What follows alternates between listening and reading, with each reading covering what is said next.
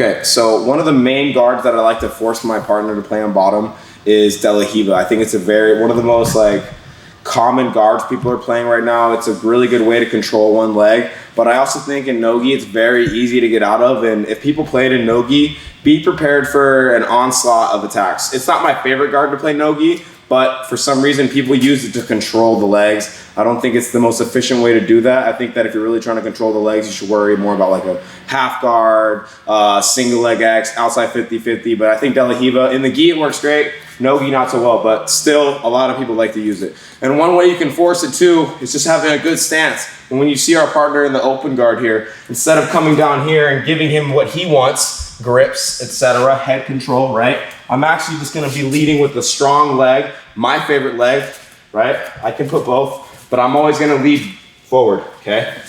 9 times out of 10, if the guy's a guard player, he will hook this hook in, just for some control. Maybe he won't sit there, but he'll at least go there. And let's work it now when they don't use their grips at first, because sometimes guys will just wrap you up when you enter. They'll just wrap you up. Okay, so this is a footwork. It's high stepping with angles. We have a goal in mind, all right? I'm not just trying to high step and evade and run away.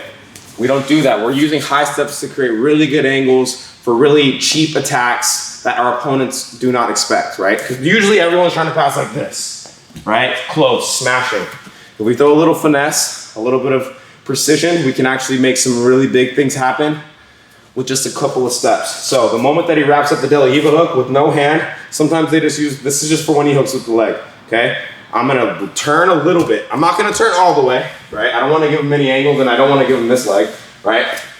So I'm just turning a little bit, just a little bit, because I wanna get this hook off my inner thigh. Right here, with my bent knee, he's got a really nice hook, okay? If you really wanna make sure this hook isn't that strong, just straighten out your leg. Notice how it pops out. And if you really wanna make sure you can't get it back, turn your knee out a little bit. That's just some food for thought. We don't really gotta do that for this move, because I actually like to keep their foot there. I just gotta step a little bit. Do you see how the foot slides off my leg? So my foot, I back step a little bit, right? Tiny bit of a pivotal step. With my cross hand, I'm cupping with the C, and I'm gonna grab the ankle, okay? I don't necessarily have to. If I wanted to, I could just go here and big step backwards and keep my hands ready, but sometimes it's nice to have a little bit of a control, right? So if you want, you can grab and then high step. Just make sure that when we high step, we're not trying to high step here towards like a reverse knee on belly. He can be really close and still try to isolate the leg. We're trying to go more on like I want my foot to be right here by his shoulder or somewhere over there. I want him to think I'm going in north-south, okay? So I turn, I grab, high step, stomp back. I gotta be fast. Don't be lazy, because he can catch it, start going for calf slices. Then we gotta do our evasion high steps to get back to neutral, but we could have had a really good north-south angle as well right there. Okay, so right here, pivotal step, catch that ankle, high step, stomp back as if I'm stomping a bug. I need to get back there fast. Robbie can see that I'm almost at north-south here, okay? So with this reaction, he's always gonna go here with his knees.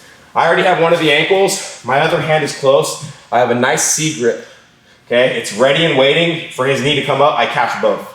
I'm keeping both feet away from me as I use my legs to finish the pass. His guard is in my hands. His weapons are in my hands. So I'm gonna use my knees to finish everything else. And when I'm passing, I'm always trying to trap arms. So with this kind of passing, where my hands are busy and my feet are doing all the work, use your leg. So if he's starting to grab my leg for like a calf slice, etc., I'm gonna go knee on neck, maybe. I'm gonna go knee on torso. I might even slide down a knee on bicep and start returning to side control just to get really good pressure on the way down. Once our knees are on his torso, you just kind of want to expand. Look for your favorite grips to hold side control down, be it a head and arm, be it a double underhook, be it reverse underhook with like, we're trying to like attack submissions and things like that. Just that little high step will be enough big sell. Even if he grabs it loosely, okay? And by loosely, I mean just like a nice little ankle lock going this side. Just like that, but we're gonna do it on the other side. Just like this, this is loose grip. So boom. Still same thing, kick, stomp, catch. Keep your hands up. If you don't really wanna use your hands on the way out to not sell it, just keep your hands ready when you get here, okay? Just keep these ankles away from you. And I'm stiffening them away. Robbie's gonna start trying to find his guard. He's at a disadvantage here. I have the height advantage and my knees are so close to his torso. I got knee on shoulder, I got reverse knee on shoulder, I got knee on belly, I got double knee on torso. And once I'm here and his hips are controlled by my knees, I don't really gotta worry about his guard anymore. Now I need to stop worrying about his legs and I need to worry about upper torso control. So once you feel like you're kind of pinned down and you found your balance on his chest with your knees, you can start bailing and finding your grips, etc.